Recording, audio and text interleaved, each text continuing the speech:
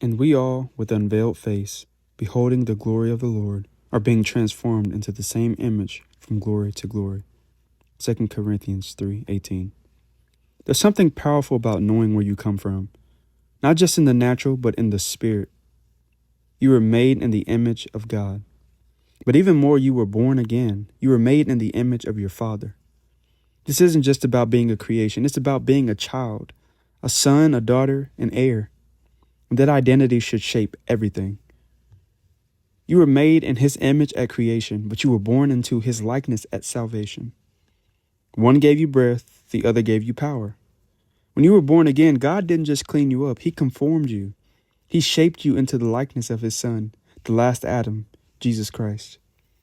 You're not just someone who believes in God. You're someone who came from God.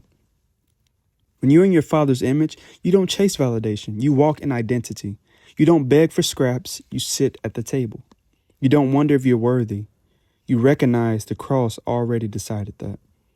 Being made in his image means more than looking like him. It means carrying his nature, his authority, his mindset, his compassion. You're not just a reflection, you're an extension. But here's the tension. We don't always feel like we look like him. We lose our temper. We battle lust. We shrink back in fear. We doubt when we should trust. So we start to wonder, am I really in his image? But transformation doesn't always look like perfection. It looks like progress. God isn't intimidated by your process. He's shaping you in the middle of it. Every time you forgive, every time you get back up, every time you choose obedience when flesh says no, you're looking more and more like him. If someone never met your earthly father, they could still learn something about him just by looking at you. And spiritually, that's how it should be. Your kindness should reflect his mercy, and your authority should reflect his word. Your peace in storms should reflect his power. The world doesn't just need a sermon. They need to see what he looks like, and they'll see him through you. You're not finished, but you're being transformed from glory to glory. Not from struggle to struggle, not from failure to failure, but from one degree of image bearing to the next.